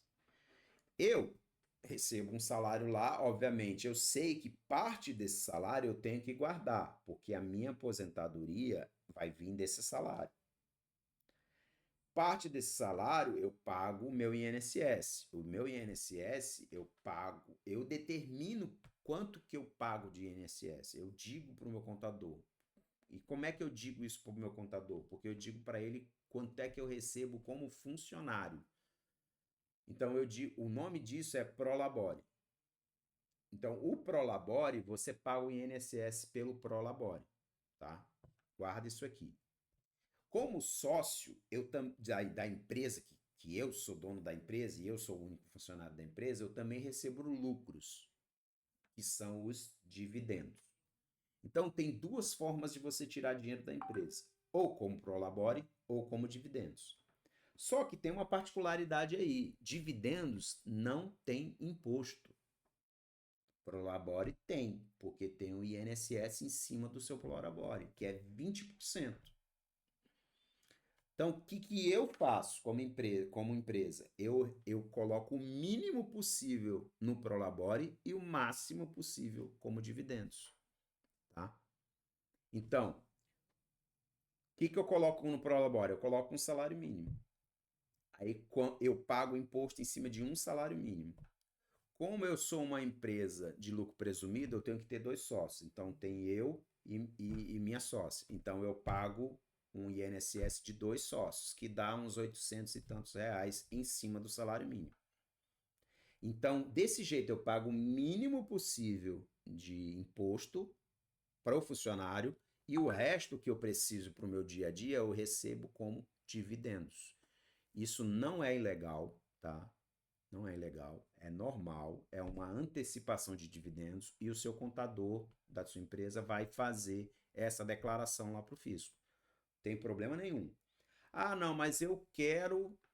Qual é a desvantagem? Qual é a desvantagem de eu fazer um prolabore de salário mínimo? É se algo me acontecer, eu vou receber um salário mínimo, como uma aposentadoria. Mas por que eu faço isso? Porque eu quero meu dinheiro na mão para fazer investimento e cuidar da minha aposentadoria com o dinheiro sobre minha mão. Quando eu coloco um prolabore maior, eu estou colocando 20% desse prolabore na mão do governo para um dia ele devolver lá na frente. Ok, faz sentido para você? Faça isso. Qual é o limite máximo de aposentadoria hoje em dia? Eu acho que é 7 mil e alguma coisa. Você pode pagar um prolabore de 7 mil? Ok, mas você vai pagar 20% de 7 mil como imposto. Então, seu imposto vai ser mais alto. Eu já fiz isso? Já. Mas primeira vez que eu fui tirar dinheiro da minha empresa, eu sei lá, botei um dinheiro absurdo lá em Prolabore e tirei nada em dividendos. Veio uma conta de INSS gigantesca para eu pagar. Então, é importante vocês terem essa visão. Eu, na minha empresa, eu faço o quê? Prolabore por um salário mínimo, pago imposto para um salário mínimo, imposto de renda para um salário mínimo, não pago imposto de renda como pessoa física e eu pago os outros impostos como empresa.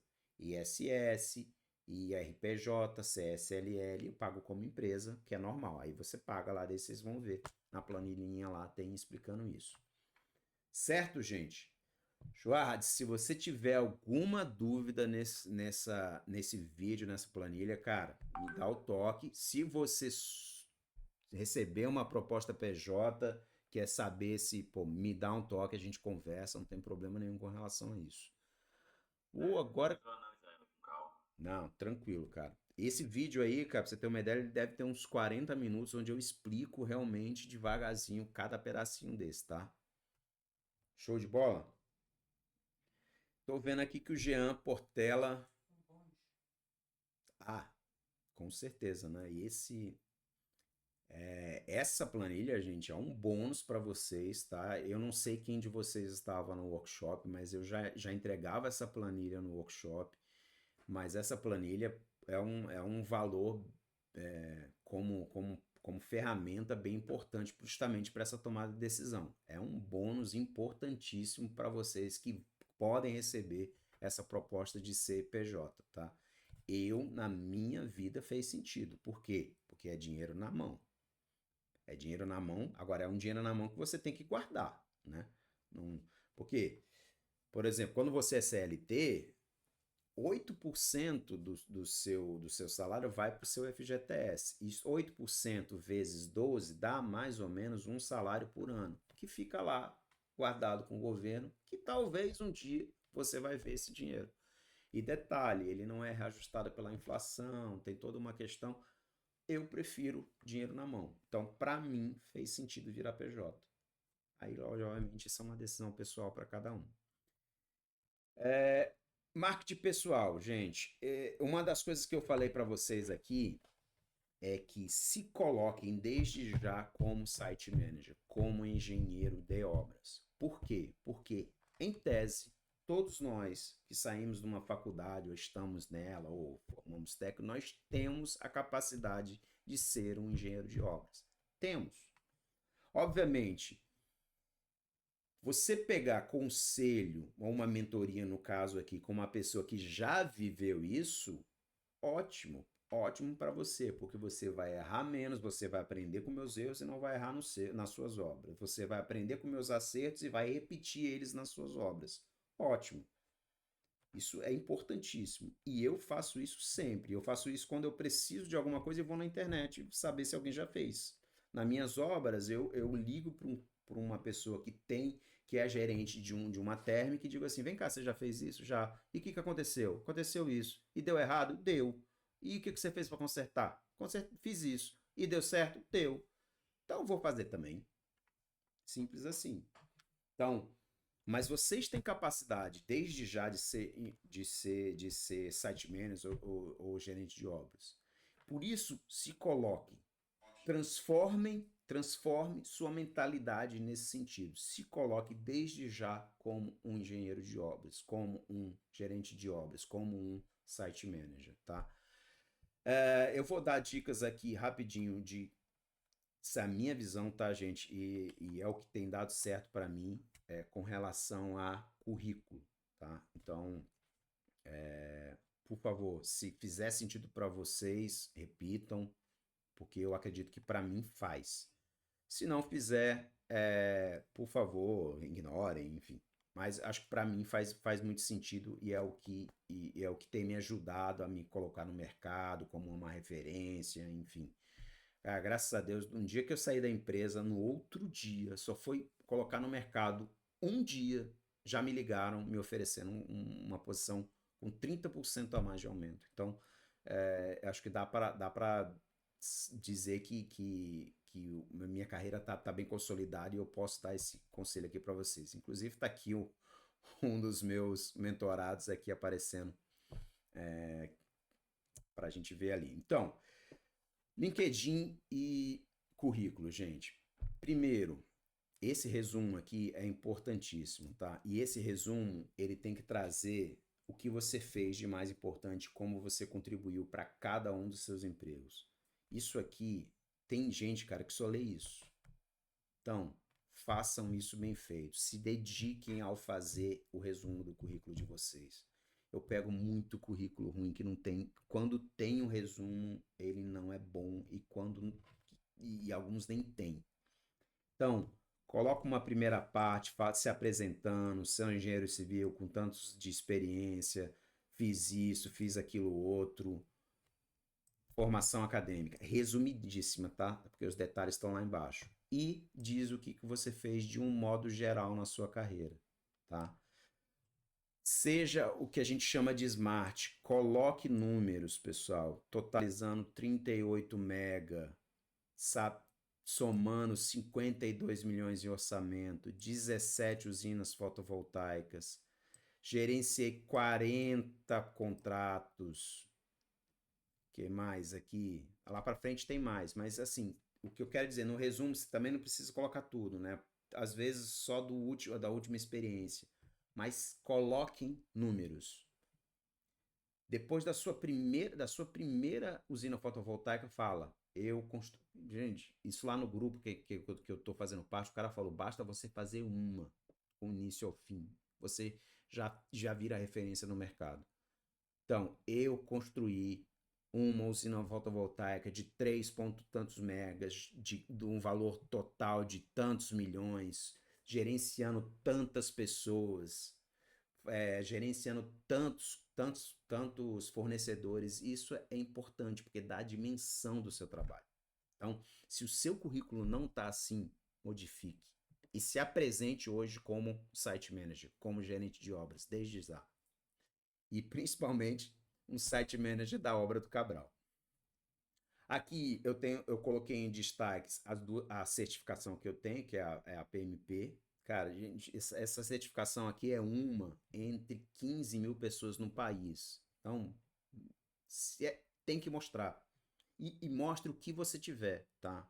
Então, se é uma NR35, coloca. Se é uma NR10, coloca, porque isso é importante. Mostra o seu valor, o valor que você está dando para aquilo que você está fazendo. Eu costumo colocar um resumo do emprego que eu estou né, do serviço que eu estou fazendo. E, de novo, sempre colocando números, gente. Sempre colocando valores. Se tiver uma reportagem daquilo que você está fazendo, coloca. Tá aqui, ó. Investimento de 8,5 bilhão. Então, aqui também, olha, uma foto de tudo quanto é usina que eu fiz. Tá aqui. Tá faltando até foto, vou até botar mais. Mostrando o que você fez. Então, isso aqui é importante. Isso aqui mostra para você. Olha aqui, 52 milhões, 17 projetos, gerenciando 120 pessoas. Eu cheguei a ter embaixo de mim 120 pessoas em diversas obras. Eu consegui atuar em 8 projetos ao mesmo tempo. Então, aí foram 8, paralelamente foram 8, entregamos 4. Então, tudo isso aqui, gente, são coisas. Voluntariado. Se você faz algum tipo de voluntariado, gente, coloque. Eu fiz voluntariado no Instituto de Gerenciamento de Projeto. Eu dava palestras para o Instituto de Gerenciamento de Projeto. Então, também tem outras reportagens, vídeos institucionais da empresa onde você estiver trabalhando. Use isso, gente. Tem uma menina que depois eu vou mandar o Instagram dela, cara, a Ludmilla. Ela se coloca como site manager nas redes sociais. Hoje, gente, isso é importantíssimo. Mostrando o seu dia a dia, do que você está fazendo, como você está contribuindo para a empresa. Isso é importante, tá? Façam isso. Procurem fazer. Se não fazem, façam. Aqui eu, logicamente, coloco as minhas formações, que eu tenho bastante. E deixa eu até ver se tem aqui. Aí, gente, é uma visão pessoal minha, tá? Eu tenho vários cursos. Eu não paro de fazer curso, tá? Aqui tem poucos, tá? Eu tenho muito mais do que isso. Desde que eu saí da faculdade. Como é que é a minha visão?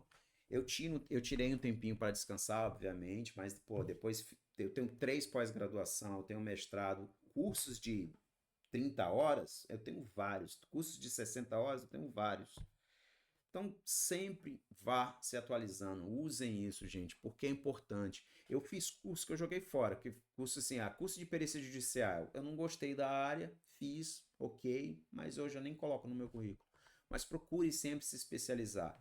E hoje a visão que eu dou a vocês também, procurem cursos na área de liderança, inteligência emocional, oratória.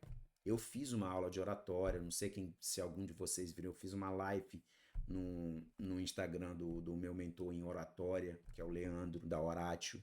Isso foi importante para mim, para saber como se comportar. E eu achava que eu sabia me comportar em público, tá? Mas ele me ajudou na postura, de como se colocar, de como olhar para as pessoas, de sempre estar sorrindo, de estar prestando atenção nas pessoas, de ser um bom ouvinte. Então, isso, gente, é inteligência emocional, de se vender, de saber se colocar claramente o que você está falando. Então, isso tudo é muito importante, cara. Então, logicamente, não fiquem só no campo técnico. Evoluam também como ser humano, tá? Ser humano é importante. Então, lembre-se do que eu falei: o empregado mais importante da sua empresa é você. Então, tem um hobby. Procure fazer exercício depois da obra. Eu sei que é difícil, a gente chega cansado, mas tenta fazer algum hobby, alguma coisa assim, tá? Porque é importante também isso, porque isso vai dar mentalidade, vai dar capacidade de você pensar e tomar decisões com cabeça mais fria, tá? É difícil, gente. Às vezes a gente tá em situações na obra que você acha assim, cara, não tem jeito. E eu já tive situação no comissionamento de uma usina de 2 inversores dar cabo com baixa isolação. Eu fiquei desesperado. Fiquei assim, caramba, não vou entregar essa usina. E a gente achava que não ia achar cabo a tempo, porque o cabo demora para entregar, né? Aí fizemos as contas de quanto dava, conseguimos salvar um inversor, né? Porque diminuímos o tamanho do cabo e tinha um cabo lá na obra, e o outro a gente teve que comprar o cabo. Mas, glória a Deus, apareceu, tinha cabo a pronta entrega, conseguimos entregar a usina. Então, tem que ter calma, tem que ter essa questão emocional, é muito importante, tá? Então, procurem também ter essa visão para vocês como site manager, que isso é muito importante, tá? Isso aqui da pirâmide evolutiva, de você trabalhar suas crenças e seus valores, é para a vida isso, gente. Não é só para a vida profissional, não. Mas é para a vida profissional, é para a vida também pessoal. Porque quando você assume sua identidade como site manager, você vai ter postura de site manager, você vai se colocar como site manager, você vai falar para o mundo que você é um site manager. Mas do mesmo jeito você vai se colocar como pai, como engenheiro, tá? Então, tudo na nossa vida passa por essa pirâmide evolutiva. Então, você vai criar capacidades, vai vencer suas crenças limitantes, vai criar outras crenças, vai criar valores, vai se identificar e vai criar uma afiliação. O que é criar uma afiliação? É se juntar com pessoas que têm o mesmo objetivo seu. Todos nós, como seres humanos, temos essa particularidade que a gente gosta de se juntar com as pessoas que têm as nossas mesmas visões. É quase um crossfit, né? Crossfit todo mundo se junta e faz as mesmas coisas, né? Tem até a mesma linguagem. Aqui também, vocês vão ver como site manager, vocês também vão ter as suas próprias linguagens. A gente vai ter um grupo onde a gente vai se interagir, vocês vão ligar para mim, a gente vai interagir, porque a gente tem uma afiliação comum aqui no quê? A obra do Cabral é a nossa parte comum. E, logicamente, gente, a gente vai chegar, se Deus quiser, num nível aí de legado, que é o quê? Levar para o mundo o nosso legado, as nossas obras entregues, os nossos projetos executados, tá? É isso, assim, tenham isso em mente, esses pilares são fundamentais e a gente vai trabalhar neles. Próximo encontro da gente vai ser na terça-feira, tá? Que é o dia normal da mentoria. E a gente vai falar sobre a disciplina de civil, tá? Onde a gente vai passar tudo sobre a disciplina de civil numa usina fotovoltaica. Provavelmente a gente não vai fazer isso só em uma aula, a gente vai fazer em duas. A gente vai ver parte de estruturas. Eu não vou dizer que vocês não vão sair como um calculista, mas vocês vão entender como é que funciona uma estrutura. Então, quem não for da parte civil vai conseguir entender sobre a parte civil e depois a gente vai para as outras disciplinas, elétrica, mecânica e depois gerenciamento de projetos. Pessoal, ficou alguma dúvida com relação a esse primeiro módulo? Vocês sentem falta de alguma coisa que a gente pode trazer aqui? Vocês querem conversar alguma coisa? Eu acho que primeiro aqui uma coisa que a gente tem que virar aqui é a nossa chave, gente. Primeiro que vocês entraram na mentoria para ser um site manager. Então, vamos aproveitar a mentoria para isso. Vamos lá, me digam aí.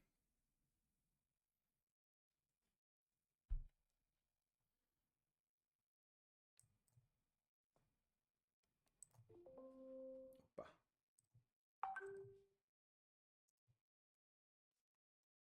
Eu não tenho nada para falar, não. Para mim tá tudo ok aí. Valeu, gente. Valeu, Caio. Obrigado. Pra mim tá tranquilo também. Era o que eu esperava. Já fiz até minhas indicações. Boa, cara. Ó, deixa. Bora bola pra frente. Jean, você que chegou depois, quer falar alguma coisa aí, cara? Se apresenta aí, fala um pouquinho de você. Opa, boa noite a todos aí. Bem-vindo, cara. Bom te ver aqui, viu? Eu cheguei um pouco atrasado, porque estava trabalhando, então, Bem, faz mas parte. até aqui o conteúdo é excelente, é o que esperava, né? É o que foi prometido. E é isso aí. Você trabalha na área, Jean? Eu trabalho na CPFL, Boa. aqui em São Paulo. Fiz alguns projetos aí. Trabalho na CPFL e faço alguns projetos residenciais solar, Legal. mas não aqui em São Paulo, na região da Bahia, que é da minha cidade. Boa. E aqui não posso assistir. Aí, como eu sou técnico eletrotécnico, eu assino o projeto lá. Boa, legal, cara. Muito bom. Eu acho que assim, o teu principal intuito é justamente trabalhar nessa parte de grandes usinas, né? Seria isso? A intuição minha é ir para parques solares, né? Que é uma transição que eu vim da indústria, né? Eu trabalhei 11 anos na indústria, em automotivo, indústria automotiva. Fui analista de projetos, analista de processo, supervisor de produção. Fiquei um tempo com coordenador de produção. Boa. E aí eu tento porta de entrada minha foi quando eu fui na CPFL. Mas a CPFL não chega a ser o que eu quero, entendeu? Entendi. Então eu comecei a buscar um pouco a parte solar. Eu comecei com um projeto de microgeração. Boa. Tem pouco tempo que eu comecei, faço alguns projetos lá na Bahia, estou começando agora também. Mas ainda não é o que eu quero, então estou buscando aos poucos, galgando um pouquinho aqui, um pouquinho ali e vai um degrau de cada vez. Com certeza, cara. Bem-vindo aí. Caio aqui é um É, colega seu também na parte de projetos, também de micro. No caso, mini também, né, Caio? Você pode chegar a fazer mini, né? Não, até 800 daí eu posso assinar, para cima disso eu não consigo assinar. Legal. Muito bom, gente. Aqui, pessoal, o que a gente vai ver na próxima aula, tá? No próximo encontro, vamos ver um pouco de topografia. Importante isso, tá? Obras grandes. Pô, essa obra de 5,8 bilhão, o pessoal ainda consegue errar em topografia. Então, complicado, mas acontece. É tipo, é raro, mas acontece quase sempre. Então a gente vai ter isso, e porque já aconteceu em obras minhas também. Não foi erro nosso, foi erro de projeto. Então, isso aqui é uma coisa que eu não abri mão de colocar aqui. A gente vai ver. A gente vai ver sobre limpeza de terreno. A gente vai ver sobre máquinas que usadas em limpeza de terreno, projetos de terraplanagem. A gente vai ver exemplos de projetos de terraplanagem, como verificar um projeto de terraplanagem, quais são os equipamentos que uso, qual é a teoria que se usa para controle de terraplanagem, canteiro de obra, o layout do canteiro de obra, o que que tem num canteiro de obra, o que que deve ter, cercamento. O Cabral, eu esqueci de falar, né, que assim, eu tenho parceria com alguns integradores que acabam querendo fechar grandes obras, e aí eu entraria como sócio, né? Que ele Legal. pega a obra para fazer, aí a minha ideia, né, também, né, dessa mentoria é saber fazer, tudo tem que ter, tudo tem que fazer. Eventualmente, provavelmente eu ia ter que contratar um site manager, né, dependendo de como que tiver a minha empresa, porque não eu consegui fazer os dois ao mesmo tempo. Mas aí eu tenho que ter noção do que tem que ser feito também, né? Ah, com certeza. Então aqui você vai ter, cara. E ainda vai levar de quebra alguns colegas que podem ser contratados seus, se for o caso. É, Boa. porque assim, tem uns integradores assim, que eles pegam obras grandes, até então ontem um estava me ligando que uma grande empresa entrou em contato com ele, que eles tinham acho que 80 milhões para investir nisso, né, para investir em usinas, e aí eles teriam é, assim, não sei que empresa que é, né, ele não me falou, mas eram grandes consumidores que são ligados em alta tensão. Eu falei para ele que a chance de conexão era bem melhor, porque a, a barreira de conexão hoje é que as distribuidoras estão pedindo a conexão em alta, né? E se o cara já é conectado em alta, a chance da usina dele dar certo é muito maior. Assim, eu falei, cara, eu acho que dá certo. Porque todas as inviabilidades que eu tive esse ano foi por custo de obra, Entendi. né? Porque eles pediram conexão em alta tensão, pediram 169 ou 138. E Caramba. aí eu falei para ele, né? Falei, então faz os orçamentos aí, que provavelmente ele ia ter que fazer umas. Deixa eu ver quanto que era de energia. Cada assim, acho que eles têm. Não lembro quantas unidades que eles tinham, né? E eram questões de consumo de cada unidade 1 milhão de quilowatt-hora, né? E acabava dando conta e. Não, não era 1 milhão de quilowatt-hora, não. Era menos, só que a conta dava algo em torno de 1 milhão, né? Toda a conta. E aí eu, assim, a minha ideia é o quê? Por que que eu tenho que ter noção dessas coisas? Acaba que eu preciso, né, participar do orçamento e, Sim. eventualmente, eu falei para ele, cara, às vezes a gente não consegue fechar essa obra porque a gente não tem portfólio, a gente chama alguém maior e a gente entra como prestador de serviço, né? Às vezes eu mesmo entro como site manager e ele entra como instalador da De da alta. parte eletromecânica, né? Ah, legal, cara. Muito bom. Ah, cara, aqui você vai ver justamente isso, bicho, porque realmente assim, a me... Acho que uma das vantagens que tem na Solar, cara, vocês vão ver que elas são todas muito iguaizinhas. Você faz uma, muda um pouquinho, às vezes, o layout, mas elas são muito iguais. O que muda é que Sim, às sim. vezes uma é de 2 mega, outra é de 3, outra é de 5, porque também agora está limitado a 3, né? Então, vocês vão ver que elas são muito iguais. Então, tipo, os suprimentos são os mesmos, as etapas de obra são as mesmas. Então, a gente É, vai eu conseguir acho ver. que dificulta é a questão da posição geográfica, né, onde é que você está implantando essa usina, para ver com a logística do local que você precisa desse suprimento, aí você tem que conhecer os fornecedores tudo novo, se você não vai para um lugar que você não tem, conhece os fornecedores, aí tem que trocar de fornecedor. Não, isso aí realmente é. O que que a gente vai ver lá na parte de aquisições? Cara, pesquisa de fornecedor. Eu mantenho todos os fornecedores que eu tive interação, eu mantenho o contato deles até hoje, então eu entrego isso a vocês. Então, dependendo da área onde vocês forem trabalhar, vocês vão ter acesso a esses mesmos fornecedores. Eu trabalhei muito no eixo Rio-São Paulo. Obviamente, eu vou poder ajudar muito nesses locais. Mas é isso que vai fazer a diferença, você ter esses contatos. Obviamente, em contatos locais, vocês vai fazer também. Por isso que pessoalmente, eu ia no local da obra, eu não tinha nem site manager contratado. Eu ia no local da obra e fazia, ó, rodava a cidade inteira anotando possíveis fornecedores. Então, e obviamente também o controle de aquisições, que é aquilo comprar na hora certa, comprar o certo e na hora certa. Então, vai ocorrer muito, por exemplo, até com cercamento, que é o que está aqui na tela. O projeto de cercamento não saiu, mas eu preciso comprar porque senão o cercamento não vai chegar a tempo.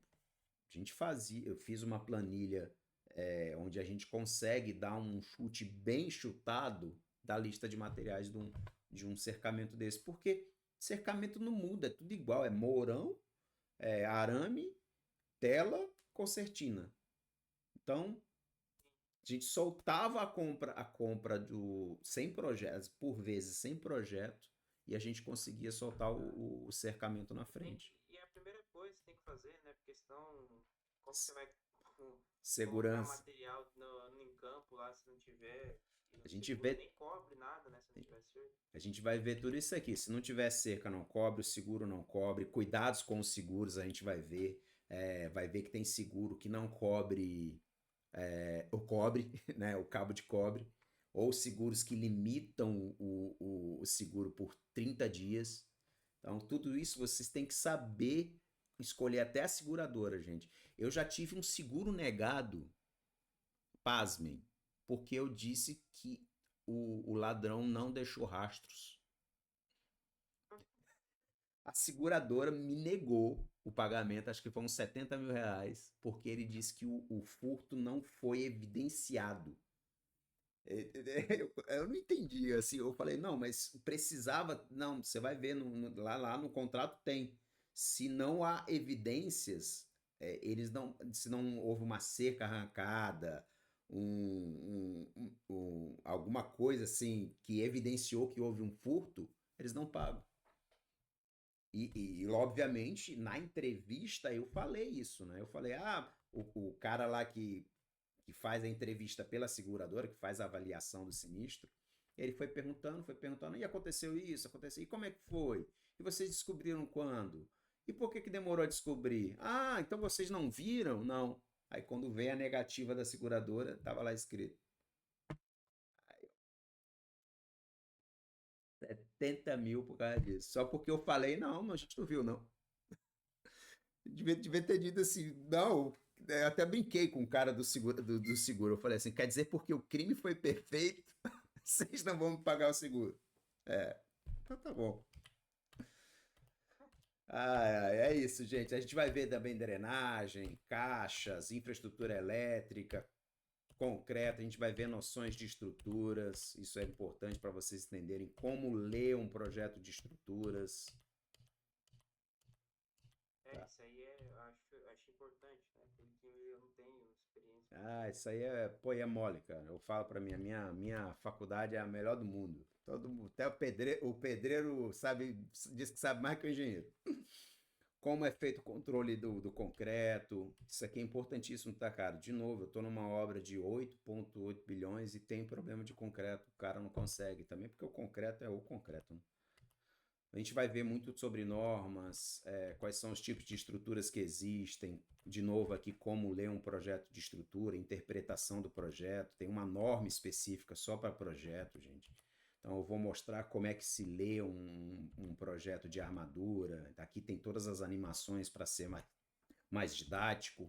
Como ler um projeto de uma sapata, como ler um projeto de um pilar, como ler um projeto de uma laje nervurada, como ler um projeto de uma viga, instalações sanitárias, esquadrias, acabamentos. Vou dar dicas sobre acabamentos, que geralmente os projetos, aí cai até uma coisa que se pode melhorar em projetos, não vem com aqueles detalhes de materiais, que é importante.